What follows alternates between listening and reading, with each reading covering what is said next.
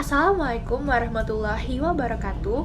Perkenalkan, nama saya Adinda Lutfia Zahra dari kelas 12 IPA 3. Hari ini saya akan menjelaskan materi tentang arus dan listrik bolak-balik. Yuk langsung aja kita simak penjelasan berikut ini. Arus dan tegangan listrik bolak-balik. Pengertian arus bolak-balik adalah arus listrik yang arah dan besarnya senantiasa berubah terhadap waktu dan dapat mengalir dalam dua arah. Arus bolak-balik diperoleh dari sumber tegangan bolak-balik seperti generator AC.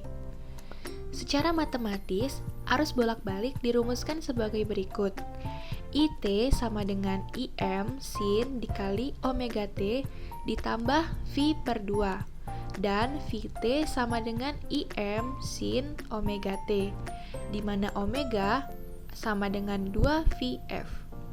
Dengan keterangan, I adalah kuat arus listrik dengan satuan ampere, IM adalah kuat arus listrik maksimum dengan satuan ampere, V adalah tegangan listrik dengan satuan volt, Vm adalah tegangan listrik maksimum dengan satuan volt, T adalah waktu dengan satuan sekon, F adalah frekuensi dengan satuan hertz, dan omega adalah frekuensi sudut dengan satuan radian per sekon. Contoh soal yang pertama, pada output layar di osiloskop pada percobaan rangkaian listrik arus bolak-balik diperoleh gambar berikut. Pertanyaannya, hitung arus sesaat ketika sudut fase θ sama dengan 30 derajat dari suatu arus AC berdasarkan gambar di atas. Untuk menjawab pertanyaannya, kita akan menggunakan rumus IM sin dikali omega T ditambah θ 0. I sama dengan IM sin θ. Kemudian masukkan nilainya. I sama dengan 60 sin 30 derajat.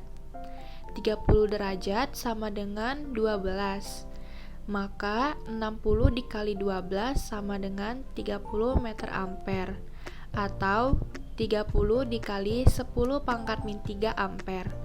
Jadi arus sesaat yang mengalir pada rangkaian adalah 30 dikali 10 pangkat min 3 ampere.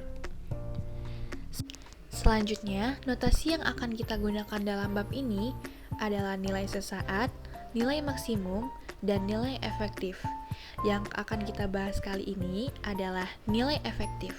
Nilai efektif atau tegangan bolak-balik adalah nilai arus dan tegangan bolak-balik yang menghasilkan efek panas atau kalor yang sama dengan suatu nilai arus dan tegangan searah. Nilai efektif ditunjukkan oleh alat ukur seperti voltmeter atau ampermeter, sedangkan nilai maksimum ditunjukkan oleh osiloskop. Harga efektif dari arus atau tegangan bolak-balik dengan gelombang sinusoidal adalah 1 per akar 2 sama dengan 0,707 kali harga maksimumnya. Sehingga dapat diperoleh rumus VEF sama dengan Vm per akar 2 dan IEF sama dengan IM per akar 2. Dengan keterangan, IEF adalah kuat arus listrik efektif dengan satuan ampere, VEF adalah tegangan listrik dengan satuan volt, IM adalah kuat arus listrik maksimum dengan satuan ampere, Vm adalah tegangan listrik maksimum dengan satuan volt. Contoh soal yang kedua, apabila jarum voltmeter AC menunjukkan angka 215 volt, tentukan besarnya tegangan bolak-balik yang terukur. Anggap akar 2 sama dengan 1,4. Di sini diketahui 215 volt adalah VEF dan akar 2 sama dengan 1,4. Kita akan menggunakan rumus VEF sama dengan Vm per akar 2. Karena yang ditanya adalah Vm, maka rumusnya Vm sama dengan akar 2 dikali VEF. Kemudian kita masukkan nilainya. Vm sama dengan 1,4 dikali 215 sama dengan 301 volt. Jadi, besarnya tegangan bolak-balik yang terukur adalah 301 volt. Kemudian yang kedua, rangkaian arus bolak-balik.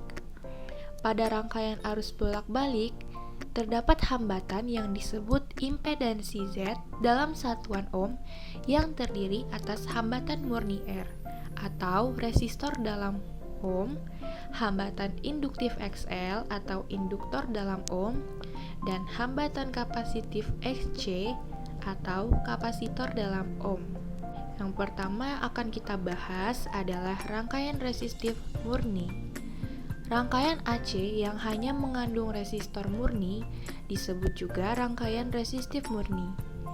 Jika sebuah resistor diberi tegangan bolak-balik, arus listrik dan tegangannya sefase.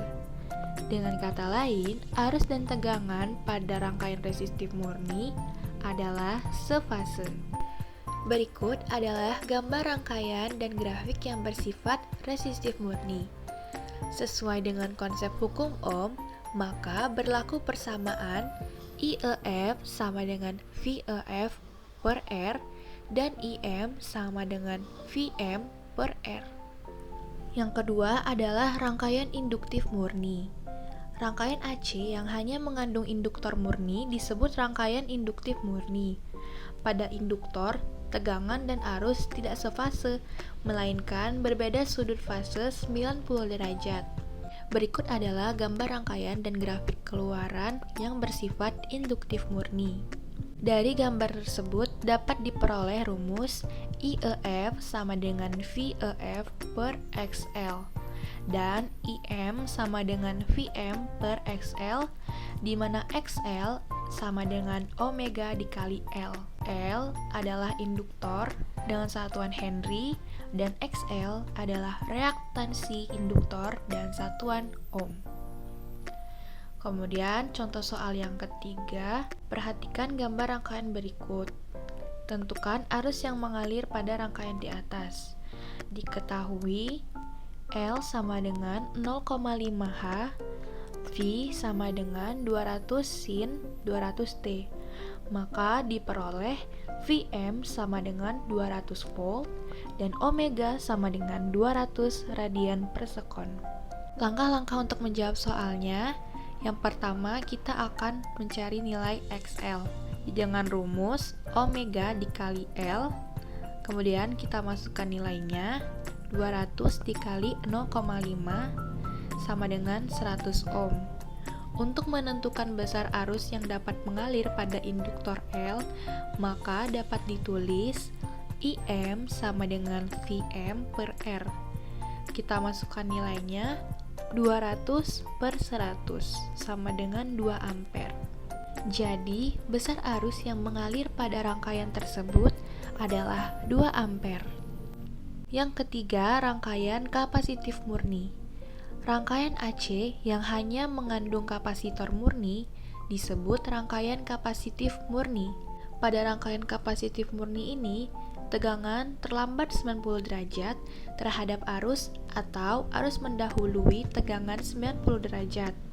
Dari gambar tersebut dapat kita peroleh rumus yang sama dengan rangkaian induktif murni, yaitu IEF sama dengan VEF per XL dan IM sama dengan VM per XL, di mana XC sama dengan 1 per omega C.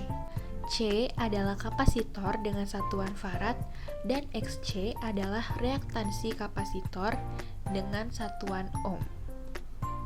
Kemudian kita masuk ke pembahasan berikutnya, yaitu rangkaian RLC. Rangkaian arus bolak-balik adalah sebuah rangkaian listrik yang terdiri dari satu atau beberapa komponen elektronika yang dihubungkan dengan sumber arus bolak-balik. Komponen elektronika tersebut dapat berupa resistor R atau hambatan murni, induktor L, atau kapasitor C. Nah, untuk memudahkan analisa pada rangkaian RLC, digunakan diagram fasor atau diagram fase vektor seperti gambar di bawah ini. Arah fasor V sama dengan sudut fase antara Tegangan terhadap arus dihitung dengan menggunakan perbandingan tangan. Dengan menganalisa diagram fasor di atas, dapat kita peroleh tegangan efektif yaitu V sama dengan akar V2 per R ditambah VL min VC kuadrat. Kemudian impedansi yaitu VZ sama dengan akar R kuadrat ditambah XL min XC kuadrat. Sehingga kuat arus I yang mengalir pada rangkaian seri RLC tersebut dapat ditulis dengan persamaan I sama dengan V per Z. Dengan keterangan, I adalah kuat arus listrik yang mengalir pada rangkaian dengan satuan ampere. V adalah tegangan efektif yang bekerja pada masing-masing komponen dengan satuan volt. Z adalah impedansi atau hambatan total pada rangkaian RLC dengan satuan ohm. Nah, kemudian ada beberapa sifat-sifat rangkaian seri. Yang pertama, jika XL lebih besar daripada XC, maka rangkaian tersebut bersifat induktif. Yang kedua, jika XL lebih kecil daripada XC, maka rangkaian bersifat kapasitif. Dan sifat yang terakhir adalah jika XL sama dengan XC, maka rangkaian bersifat resistif atau resonansi. Nah, itu dia penjelasan tentang arus dan tegangan listrik bolak-balik. Semoga bermanfaat buat kalian semua. Apabila ada salah kata, saya mohon maaf. Wassalamualaikum warahmatullahi wabarakatuh.